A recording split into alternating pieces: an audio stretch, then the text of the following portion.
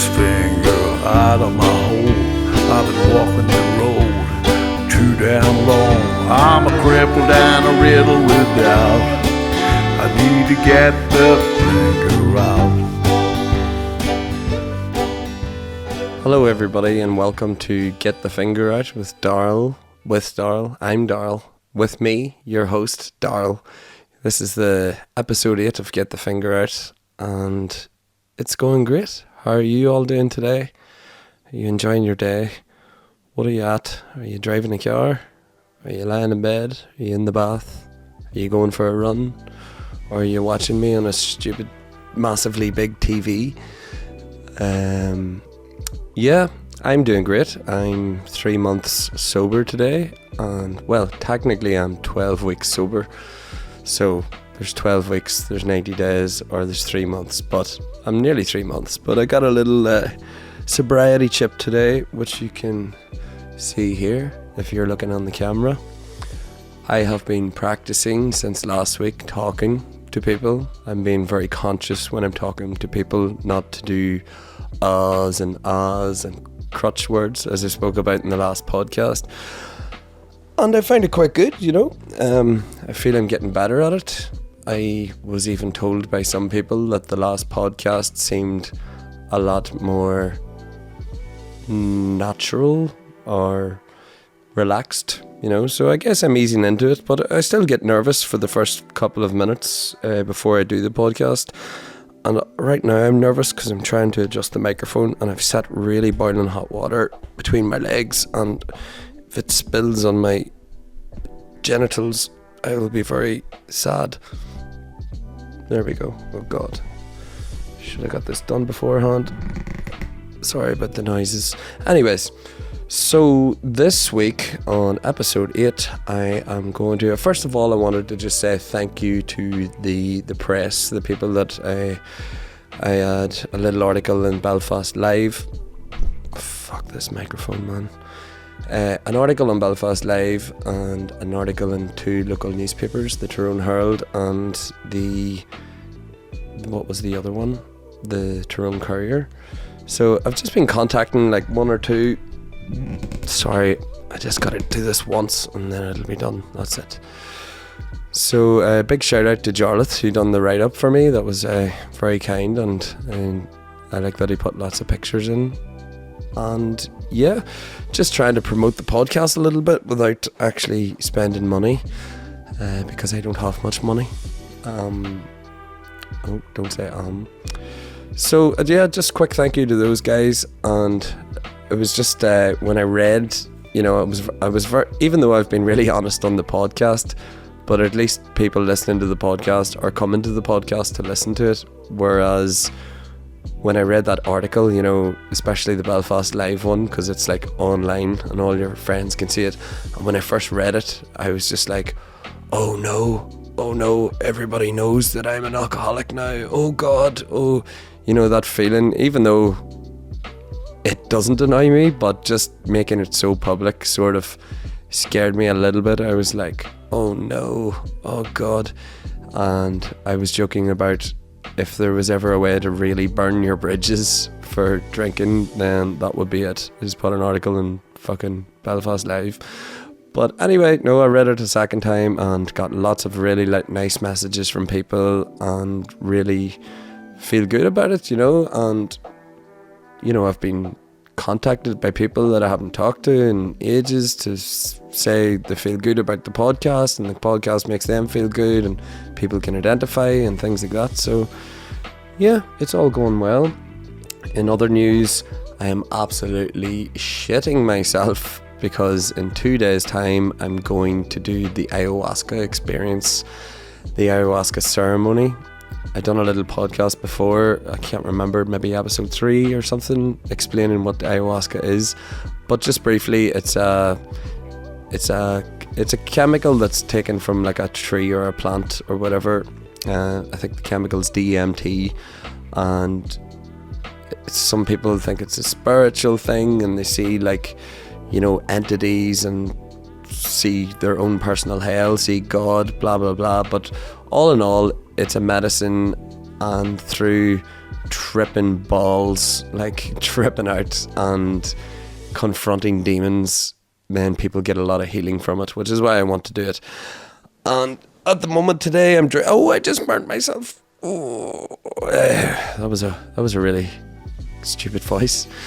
Today I'm drinking chamomile tea instead of coffee because I'm not allowed to have caffeine, I'm not allowed fried foods, I'm not allowed red meat, I'm not allowed sex, I'm meant to not have much TV or media, but I'm doing a podcast, so I do need to be on the computer and everything and do the odd couple of social media posts.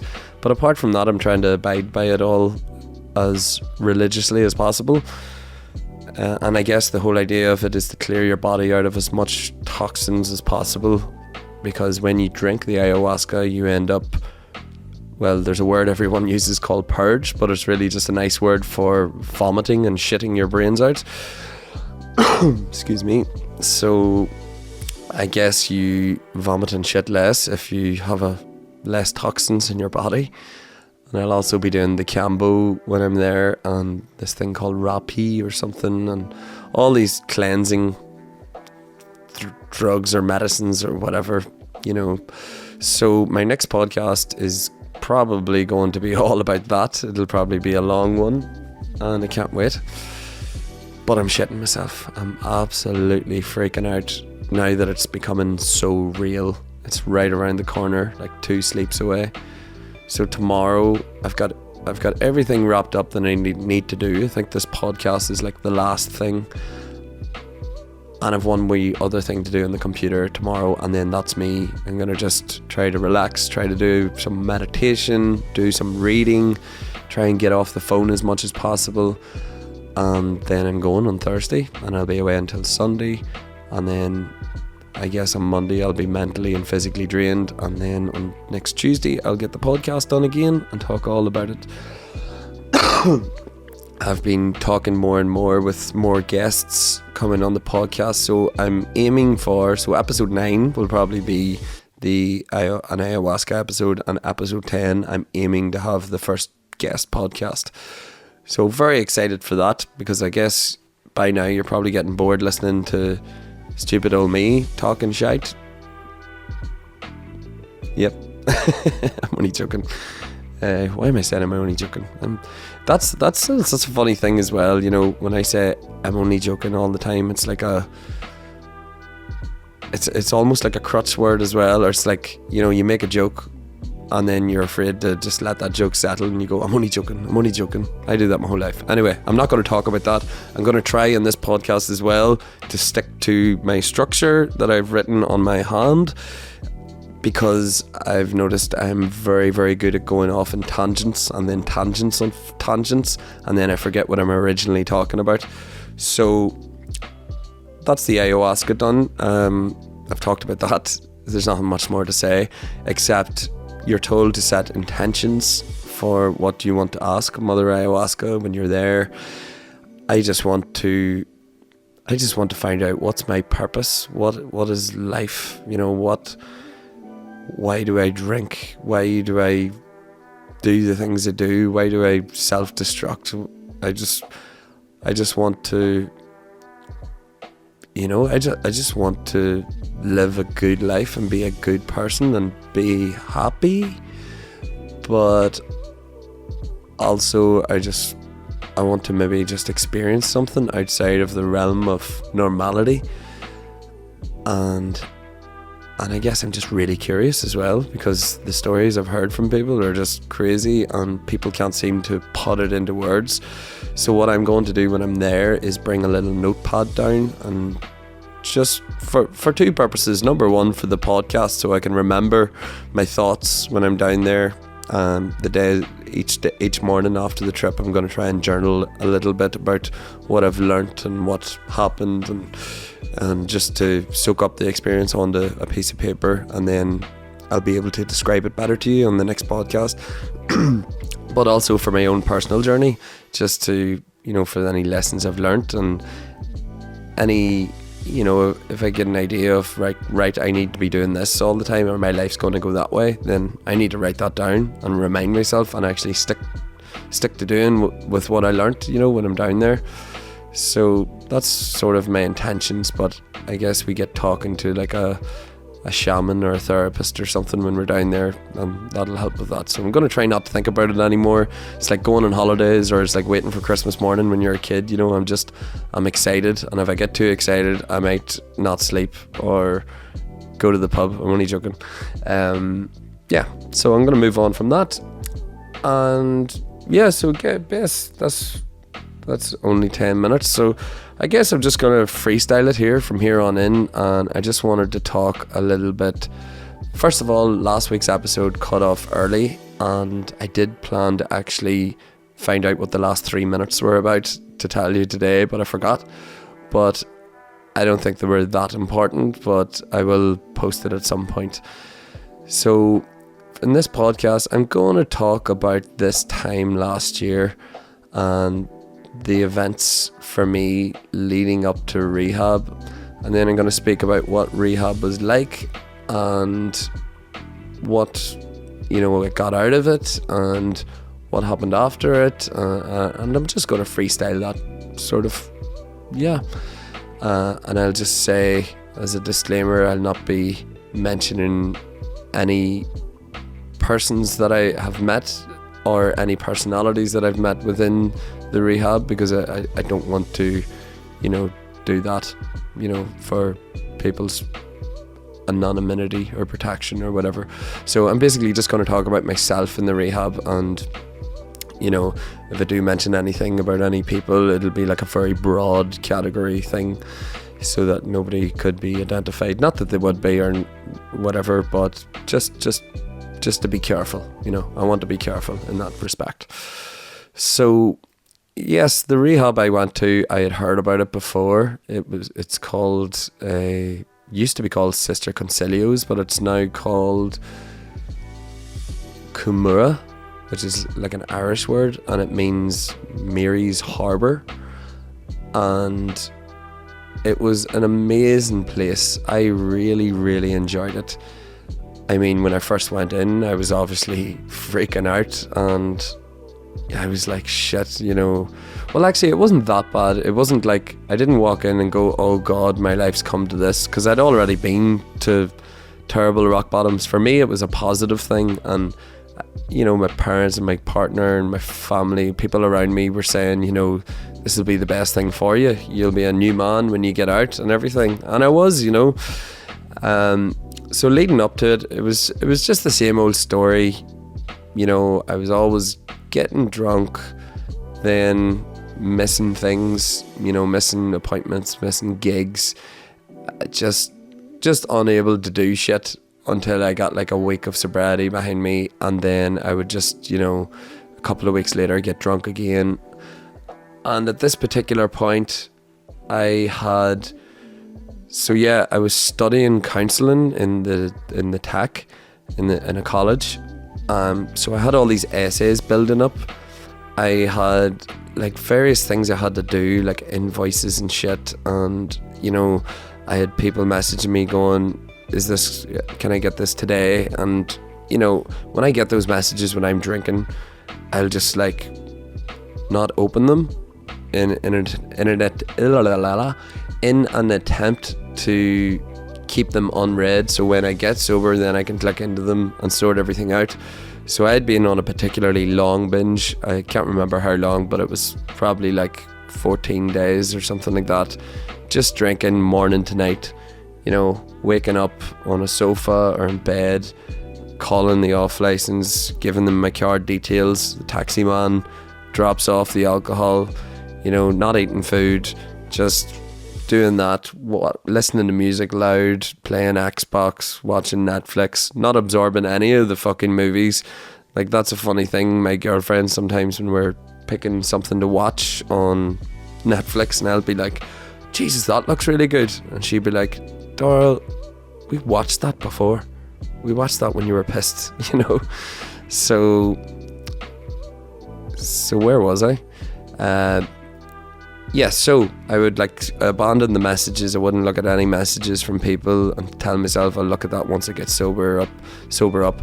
And then the day comes where I wake up, I've run out of promises I can make to people, I've run out of money, I've physically probably couldn't drink anymore, probably could if I really put my mind to it, and then it would be even worse the next day. But usually I'm just at a proper beaten to shit sort of way, and then like that sort of withdrawal comes in where it's like a hangover, but like way worse. It's like a hangover. I feel like ropey, a bit paranoid, a bit anxious, a bit sick. Whereas this, number one, I can't stop coughing because my stomach be so acidic, so I'm just coughing, and then every time I go to cough, I feel like I'm going to throw up.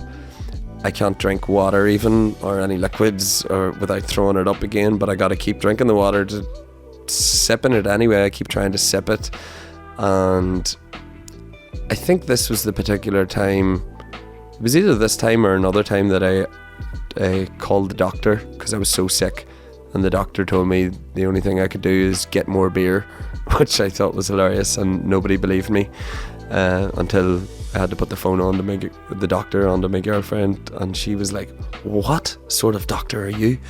But the doctor was like, "Look, he needs to taper down, he needs to not go into like an immediate withdrawal, because it can be dangerous, sometimes fatal for people. Some people can take a seizure and die, when they're withdrawn from alcohol. It's not as common as I thought, but when you're in that state and you start Googling your problems, like when you're sick and you go on Google and you Google it and it's like, oh, I've got a sore arm, but then you Google it and you've got full-blown AIDS and cancer and all the above, It's sort of like that. When I'm withdrawn from alcohol, I start like Googling, am I gonna be okay, basically? And then I Google it, and then it says, people can die, you need to see a doctor before going off the drink and stuff, and then that gives me extra panic. On top of that, my heart beats beating like hell. It's high blood pressure, heart beats palpitating, so I feel like my heart stops sometimes. I'm sitting there going, oh Jesus, oh, I think my heart stopped. And sometimes I sort of like half fall asleep, but like wake up instantly, like if you're about to go to sleep and then you just jolt awake. Like that happens to me about 50 times a day when I'm withdrawn from the drink as well. So all those things are happening, and that's all the things that normally I'm like, okay, I can train my brain to just think, right, I need some escapism, so I'll just watch Netflix and keep trying to sip water, try to eat something small later, but it'll all go away. Don't worry, Darryl, it'll all be okay. In 72 hours, you're going to be 50-60% healed, and you'll be alright, and your poo will be solid again. Oh God. And I'd be so ill, but this particular time, so many messages had built up on my phone. I had my normal inbox full of messages from like parents or business associates. What am I talking about? I'm only saying that because I'm trying not to name things, but basically loads of things that I should be doing. People messaging me from all different ideas, and I mentioned before in the podcast, like when I get sober, I tend to get really ambitious, and I start new things, and then the things come crumbling down once I drink again. So all these new things I've started, all these messages are coming in. I'm having email from anything from an email from a teacher in tech saying your essay is late, or maybe I've missed a gig or something that I was meant to play, or I have a message I had to send to a gig to make up an excuse that I can't make it, stuff like that there. So I had like the inbox full on my normal inbox. Then I had my busker man, my band page name, my inbox full on it, and then I can't remember what else I was even doing at the time, but I had another inbox that was like a few messages, and then my WhatsApp inbox has got loads of messages, then my emails got loads of messages, then my secondary and third email address, you know, like my TAC email address, my personal email address, my business email address, all messages. Then my normal phone's got text messages. Then when I turn the phone on, it starts ringing, and there's numbers that aren't saved in my phone. And whenever I'm in that fucking bad place of like withdrawal, hangover, losing my marbles, all that shit became too much, and I thought I was literally going to have a mental breakdown. I was like, oh my God, I can't do this. And even the thought of trying to, you know, even the thought of doing it a week later was driving me nuts, you know. And so anyway, I'd heard about Concilios before, or Sister Concilios or Kimura, and I was always afraid of going into it, you know. Of course I was, same way anybody's afraid to ever go to an AA meeting or something, even though it's like the most awesome place in the world. But I was so afraid to go to that place. But at this point, I just really, really wanted help. I really wanted to get well. And as I said before, I could have sobered up there and then, you know, been sober for another couple of weeks, maybe even a couple of months. But then it would happen again, and I've just done that. I had just done that so many times that I was just like, fuck this, man. And I think the extra pressure of all those messages and stuff, I just wanted a break from life. And this actually just sounded like a fucking holiday to me, to get away from all the shit in my life, you know, and just get sober first of all, and then just mental health wise, my brain just fucking stop the voices, not the voices, I don't have voices in my head, stop the thoughts, you know, the amount of thoughts in my head, like thousands a second, you know, and most of them negative as well. And my self-esteem was in the toilet, you know. I felt like I was just useless, no good. Every time I got drunk, I'd just beat my self-esteem back into the toilet. So anyway, that's why I wanted to go. So I made a phone call, and usually you have to get on a waiting list, but I got lucky and there was a bed going to be ready in like 5 days or something. Then had all this fucking pressure to get, like, you know, like my medical record and stuff like that, and even that stuff was really hard, but I had help from some people to help me with that. And once I got all that sorted, then yeah, it was time to go. So I had a nice meal the night before I went with my partner, and you know, it was hard for her when I was away because she had to look after everything by herself, because when you go in there, you have no phone. Your only contact to the outside world is you can write a letter. You can write as many letters as you want, or you get a 10-minute phone call a week, and that's only to one person, you know. So I was going in there. I remember my girlfriend driving me to Newry, and I was excited to go, you know, just to get away from everything, but also a bit scared. And I do remember actually the night before I went, I had this, not the night before I went, I think it was like 2 or 3 nights before. Anyway, I had a nightmare, and the nightmare was like going into that place, and in the nightmare it was like this dark lit place, like a prison, but with all these, like, everybody looked like aliens, you know, and they were all like there used to be a meme on Facebook, and it was fake. It used to say there was a Russian experiment where they deprived people from sleep for like weeks or something like that, and you read this big thing and there's a load of balls, but then there's a picture of this like scary looking skeleton, alien looking, humanistic but not person, and it's really scary looking, kind of like Resident Evil, if you remember the computer game Resident Evil, kind of like the zombies and that. That's what the dream was. It was me going into rehab, and it was just all these like old zombies going blah blah, and that's what I was freaking out about that. Obviously, you know, I know that that's not going to happen when I get there, but I just had a nightmare, you know. But anyway, I got there, and some lady came down to the car, and just because of COVID, you weren't allowed to go directly in, so they had to bring me in to do like COVID tests and stuff like that, and I had to do a COVID test beforehand as well. And then they brought me in And then it was like goodbye to the girlfriend, and felt sad leaving her, but also just happy to get away from the world, because it felt like I was just walking into a bubble. You know, it is a bubble. It's so safe there. It feels so great to go there. I'd highly advise anybody with an addiction problem and they can't get off it themselves, or even with the help of, you know, any other things, that's a great place to go to get sober. But anyway, went on into the place, and I was dressed to the tits when I went in. You know, I was wearing like, you know, a fancy polar neck and, you know, DM boots and all the rest. You know, I don't know why I did that. I just guess my pride, my ego, you know. And I just went in anyway. I'd brought a load of books with me because you've no TV or anything I got there. You get to watch a movie on a Saturday or something like that. And I think you get to watch like an addiction movie once a week or something as well. And you watch some documentaries sometimes. But apart from that, you know, no TV. And then I went in, and the woman brought me to the toilet and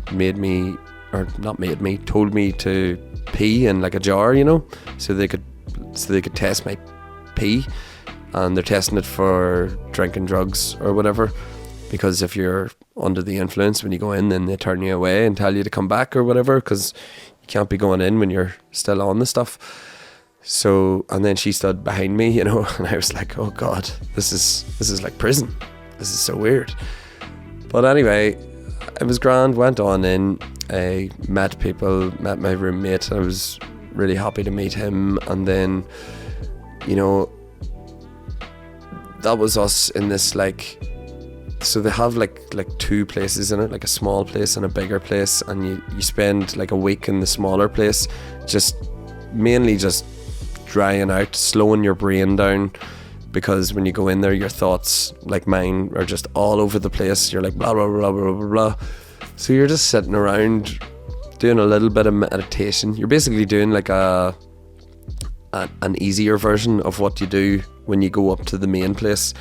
And in the smaller place, you're just eating dinner on time, dinner, lunch and breakfast, everything's like at a specific time. You get like a timetable, and in your timetable there's like, you know, I think it's 15 minutes of meditation in the morning, 15 minutes in the evening, and then you have to do prayers in the evening as well, which I thought was pretty mad, sitting saying the rosary and everything, which ended up actually being really good. Like, I'm not religious, I don't believe in a God as such, but it was like therapeutic, you know, for any Catholics that go to funerals or whatever, you know, like you say the rosary over and over again, and because it's like this chant and everybody's doing it, it's meditative, you know. You're mindful of saying it, and then you sort of just focus on doing it. Anyway, we did that, and then so you're meant to do like a week or so down there, and then go up to the main place where instead of 15 minutes meditation, you're doing 30 minutes meditation twice a day, and you know, you're doing more prayers in a day, and you get a job, and you can either go work as a gardener, and you can work in the kitchen. I went to the kitchen, obviously, got loads of benefits from eating food, like, you know. And yeah, when you're in the first little place before you go to the second place, somebody got COVID in our group, so we had to stay there longer, so it was getting really frustrating and all. But then we got up to the big place, and there was lots more people, you know. So like, we started with a group of a certain amount of people, and then we went up, and then there's like maybe 4 times the amount of people up there. So there's lots of new faces, everybody's pure dead on, and you're doing loads of meetings as well, you know, and they're sort of like psychotherapy, sort of structured like an AA meeting, you know, only, you know, minus all the AA stuff. It's all therapy. You're being taken through a program basically, and every week you're given like a topic, and you're just sharing on that, talking about your life and blah blah blah, and it's really healing, you know. And you're getting tools that you can use, you know, for your well-being and your mental health, and you slowly but surely your self-esteem starts getting better throughout the rehab, and my mental health started improving loads. And And then you're just living there, you know, it becomes the normal. Oh, I had to do the thing again where I had to refresh the computer as I do every 30 minutes because I still haven't figured out how to get the computer to stay on for some reason. But yeah, so I was up there and you're just living life, you know. And when I was living there, I was working in the kitchen, and then this thing happened to me when I was there. It was crazy, but I basically started feeling like I was being bullied. I had this, like, it's all boys, you know, there's a boys side and a girl side, and it was all boys, and like I was getting on with everybody fine, and then it just felt at one point like everybody, like not everybody, some people were like picking on me. And it started to make me think all these crazy thoughts, like I'm gonna fuck these people up, or like maybe pick 1 or 2 people in particular or something. And like in my head I was like, well, I can't do something absolutely crazy. If I start a fight, then that person is probably harder than me and they'll probably beat me up because I can't beat eggs. And then I was like, you know what I'll do? I'll get a bucket of water and soak them in front of everybody or something, you know, and that'll like teach them or whatever. But just anyways, the point is I was getting all these toxic thoughts and all the rest, and it was really affecting my program and everything, and I didn't know what was going on. And then I just realized one day I should just share about it in a meeting, you know. So I just shared about it in the meeting, and surely enough, like the lads didn't even know they were annoying me, you know. We were all just lads being lads, but it's just because I had let my guard down, which I normally have up. So like if I'm out with like old friends or whatever and somebody slags me or something, I'll come back at them twice as hard for the crack, or try to be funny, or like come up with a funny slag to say back to them to make you know, just being lads, which can be seen as toxic masculinity or whatever sometimes, but in a place like that, it wasn't working out for me because I'd let all my guard down and I was being sensitive, you know. So like 1 minute you're in a meeting talking about real sensitive shit, your feelings and stuff like that, then the next minute you're, you know, in work and slagging each other, you know. It just wasn't working for me. I can't be these 2 different people. It's either all or nothing, like Mr. Open Sensitivity or Mr. Hardened fucking I'll slag the fuck out of you by sort of thing. And yeah, so I just felt so, it started to affect me badly. So I said it in a meeting. The people that were involved were like, fuck, I'm really sorry lad, and blah blah blah. I started crying and everything, you know. I was just like blah blah blah. And then I came to the realization that this is who I've always been. I have always been this sensitive little kid, you know, since being a child. And then just throughout getting older, I've built up like a protective layer over myself. And that protective layer, I think I mentioned it in the first podcast, was being the class clown, being the funny guy in class, always trying to say stupid shit to the teacher to make people laugh, you know. And that was my thing, you know. The teacher would say, you know, blah blah blah, and I'd go, sir, is that not blah blah blah blah blah, and say something that makes everybody laugh, but at the same time makes me look really stupid. But I didn't care because I got that laugh, and then that laugh validated me as somebody who was, you know, worth being your friend or whatever, or at least it did in my head. And that's what I've done my whole life. And you know, I realized, you know, a couple of years ago when I was like trying to get sober, and I realized, you know, I'm always seeking validation, always people pleasing. You know, if somebody was purposely trying to walk over me, but if somebody was saying, you know, hereby, say I was in a rush somewhere, I had to be somewhere in 20 minutes, and somebody said, hereby, will you give me a lift? And I'm about to say, oh no, I have to be here. Then they'd be like, aye, please, it'll be only 2 seconds. It'll only be 2 seconds. Then I'd be like, right, okay. You know, I'm not doing that because I'm nice. I'm doing that because I'm afraid of that person not liking me. And when I say afraid, I don't mean it like, oh Jesus, please don't like me. I mean like deep down, subconsciously, I want everybody to like me, you know. And that's been part of my problem for my whole life. And so that was a big realization for me in the rehab, and I'm glad it happened because it taught me so much about myself. And yeah, I guess, you know, that's like a lack of self-esteem as well, but also that, you know, not even trying to be funny to people, trying to be like interesting or bragging about something I'm doing. Say like, you know, I won a competition or something, you know, everybody I meet for a week, you know, I'd be like, how's it going? Oh yeah, good, yeah, how are you? Oh, blah blah blah. And then I end up talking about myself for too long.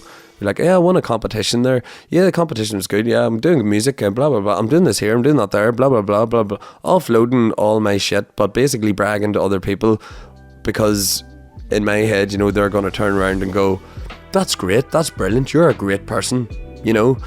And, you know, a lot of people will just go, oh, that's brilliant, oh, great, right, well, I have to go here, see you later, you know, sort of thing. And then they're probably, I don't know what they think of me, I don't really care, but they're probably walking away going, fuck up, he talks about himself a lot. Or they're basically going, alright, cool man, right, blah blah blah. And then in my head I go, why are they not like thinking everything I've just told them is great? And then I'm like, they don't like me, oh blah blah blah. And that's the way my head goes, you know. I overthink. It's this overthinking all the time. And part of that is, you know, this validation thing and judgment, you know, worrying about how others judge you or what others think of me fucks with my head, you know. So in this journey now, I am very careful and very conscious that if I start worrying about what somebody thinks of me, I'm not very easily a lot of the time, but if I'm conscious about it, it's easy to just go, right, well, I don't care what they think of me because I'm just doing what I feel and what I believe. And if they have a problem with that, then that's their problem. You know, it's none of my business what they think of me. You know, it's only my business. And at this stage now, what I think of me, I think I'm a pretty good person. I have the potential to be better, and I'm working towards being better, but I think I'm a good person. I have shit that I've done in the past that I'm not proud of. I've been a fucking idiot. I've pissed people off. I've annoyed people, you know, but I don't feel shame in that stuff. I don't feel guilty about it anymore.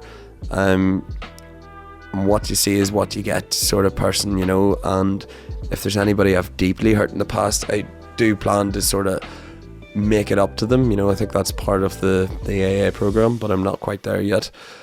But mainly I'm just moving on with my life and doing the things I believe in. Number one, this podcast, I fucking love doing it now. I fucking adore it. It's great fun. I was actually scared about doing it today. I don't know why. It's been a week since I've done it, I guess. And I was driving in the car saying, fuck, I don't know what I'm going to talk about today. And then it took me about 30 seconds of thinking, and I thought about 30 things I could do the podcast on today. Probably should have jotted them down actually. But, you know, I can pick one small thing, and then as soon as them 5 minutes of like feeling a little bit nervous talking are over, and I'm in the flow of talking like I am now, then it just feels natural. It feels good. I feel better now than I did just before I started the podcast. So that's how I know I'm enjoying it.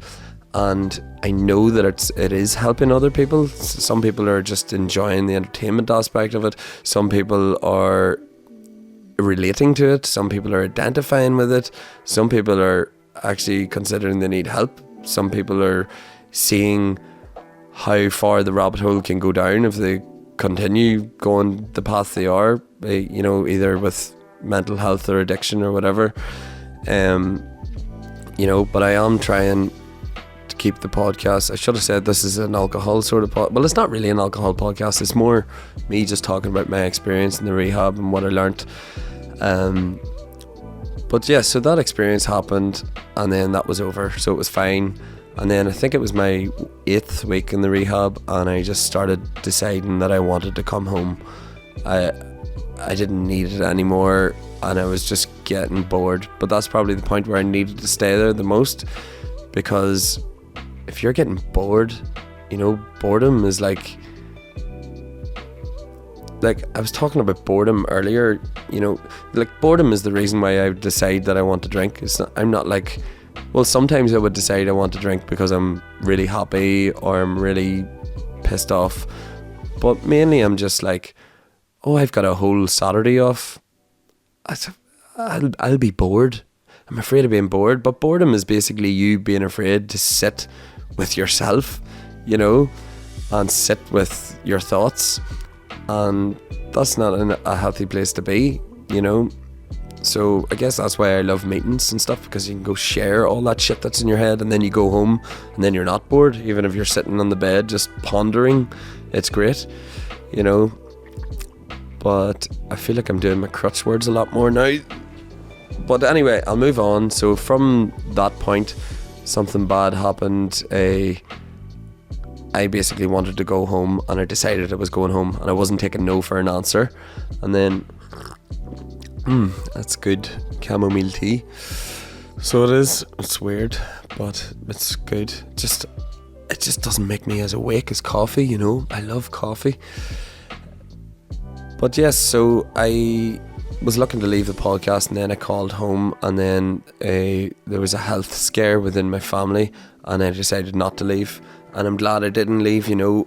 And I ended up staying there. And then when I was leaving, I was like, this is it. And when I went to the outside world, now just to retell you that you have no phone in there, you have very limited TV screen time, no gossip, everybody's very honest and open in there, you know, you're just telling everybody about your life story, you don't care, you know, everybody's the same, there's no judgment in there. And then you're going into this world where you have a phone again, there's like advertisements everywhere, there's gossip was the big one, you know, you're told in the rehab to avoid gossip like the plague, and it's so true. You know, I got into the car and my girlfriend told me about 3 or 4 different things that had happened in the last 3 months, you know, and I was just like, whoa, can we like slow down? And then she's maybe talking about future, so the whole thing in there as well is about, you know, being present, not thinking off into the future too much, not dreading on the past. Like, of course you need to think of the future when you're planning something. Like if I'm going to drive somewhere tomorrow, I need to in my head say, right, in the morning I need to check the tires, I need to get diesel in the car, of course, and that's okay to methodically think into the future. But if I'm sitting thinking, going, oh, there was a weird noise in the car, you know, imagine the car crashed, oh, I'm afraid to go on that journey, actually, imagine I died, oh, imagine I killed somebody, oh my god, you know, not thinking into the future that way, like that's anxiety, you know. And I suppose it's not even that healthy to think, well, there's excitement, but getting too excited about something in the future and then it doesn't end up meeting your expectations, and then you don't enjoy it as much, you know, that's not really as good as well. And that excitement is basically that dopamine that I talked about in earlier episodes, like just, you know, the excitement of going on holidays, the excitement of going to the pub, the excitement of, you know, winning, whatever. But anyway, where was I? Losing the train of thought again. I need to take some memory pills, I've been thinking about microdosing mushrooms, but I'll talk about that in another podcast. Apparently it's good for you, but yeah, so I got out, I was freaking out, I don't think I turned my phone on for like a day, I can't remember, I think I turned it on and then looked at it quickly and then just left it alone for a while. I didn't even go to see my parents the first day I got out. I just wanted to go home, eat some, you know, we were limited with the amount of, like, you know, junk food we could eat in the rehab as well. So I just wanted to have a big dirty steak or a big dirty Chinese, I can't remember what I even had, and just like lie in bed and catch up with my partner and watch Netflix and stuff like that. But see, as soon as I started watching Netflix, I could not get sucked in. It was like something had happened. I was like, this is shit, you know, I can't. Normally I'd be like, right, let's find a good show. You find a show and then it's like, I want to binge watch every single episode, you know, I get so hooked in.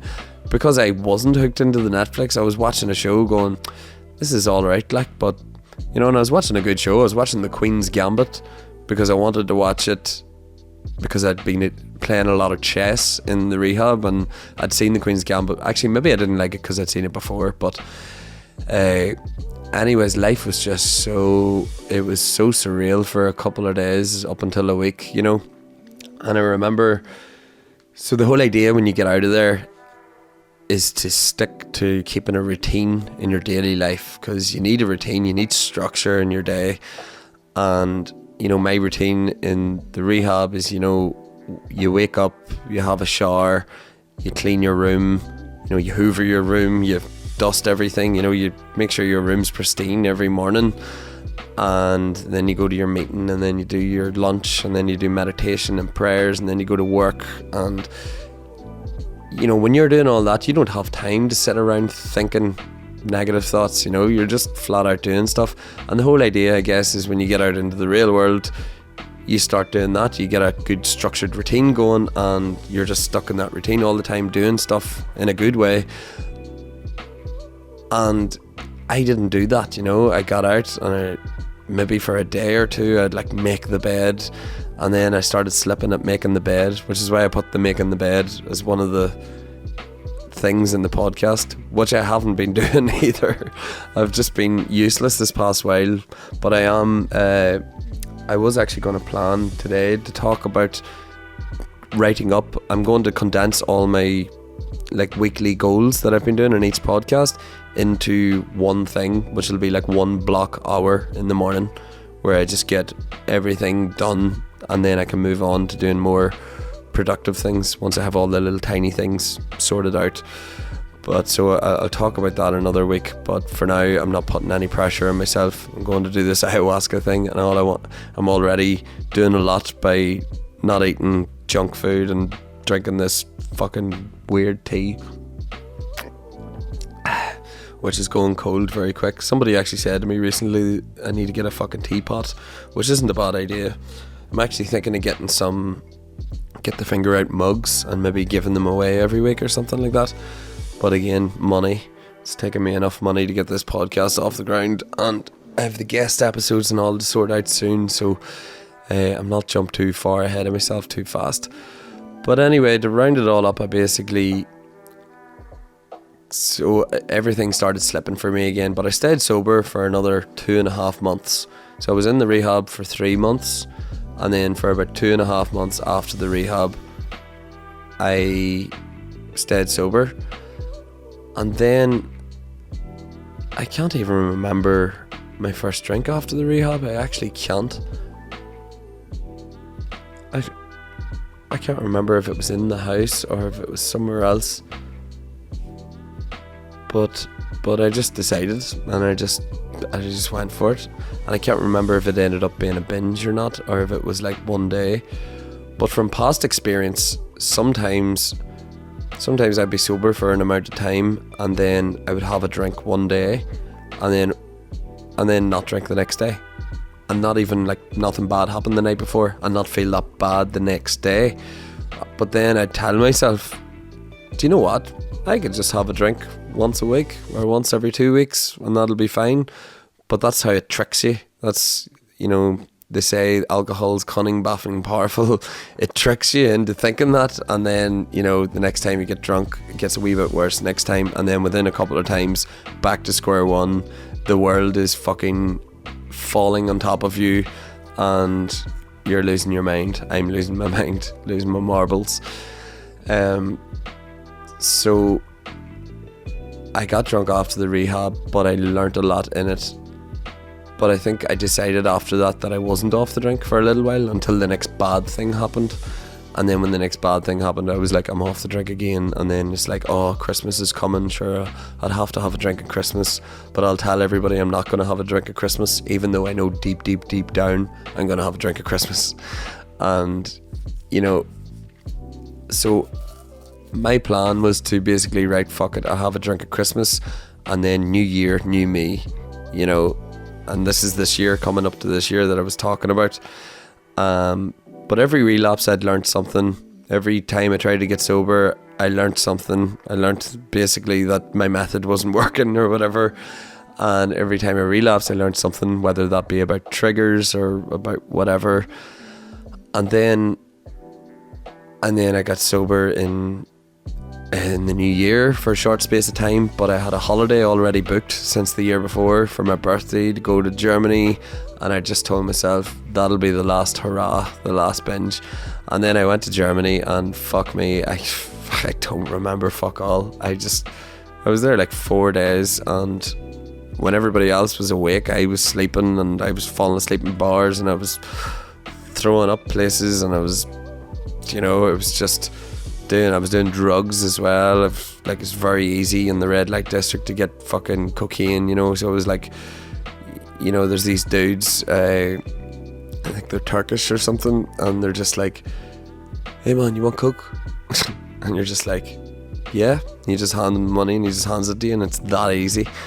And I was doing that flat out and stuff as well, and it was just a mess. But I knew deep inside, well, it was meant to be my last binge. Actually, it was my last binge until the actual last binge, and then the actual last binge there, I just had a bad moment and flipped, and then I just sort of admitted defeat, I think, really at that point, and just really, truly, honestly felt that I was done with it, But I'm not going to talk about that anymore. I'll sort of wrap the podcast up now. I hope you enjoyed listening to my blah blah blahs about rehab. Next week I'm going to talk about ayahuasca, and Jesus Christ, I'm freaking out. But also quite excited. I'm not going to think about it. But yeah, I'm going to wrap the podcast up. All I wanted to say was thank you so much for all your kind messages. Thank you for anybody that likes and shares my stuff. Please, please, please give a rating on Spotify, or give a rating on YouTube, or give a rating on Apple, which is the only 3 places you can listen to this or watch this at the minute. And also, if you haven't followed my social medias like Instagram or Facebook, get the finger out. I'm going to start, when I get back, I'm going to start posting little clips from the podcast also I wanted to say, if anybody has any questions they want to ask me, or anything you'd like me to talk about on the podcast, that would be amazing as well, just to give me a bit of feedback from other people and a bit of resource of something to talk about extra. So just send a DM or a PM. I wouldn't mention you by name if it's something personal, even if you wanted to share something. You can also email me on info at getthefingerout.com, and yeah, it'd be great to get some feedback, and then I could answer a question or something like that there. Give me something to talk about, even though I've fuckloads of other stuff to talk about, but I didn't want to get into any new stuff, because this episode I'd written down what I'm doing and I'm sticking to the structure, and that's that. So I think I'll just leave it there for today, and next time you're talking to me, I could be a complete scrambled egg brained person, or I could be an oracle of light. Who knows? Time will tell, but yeah, good luck on the next podcast. I'll be talking about the ayahuasca ceremony, so tune in for that one, and I'm sure it's going to be good. All the best, have a great day, enjoy yourselves. I need to get this finger out of my hole. I've been walking the road too damn long. I'm a cripple and a riddle with doubt. I need to get the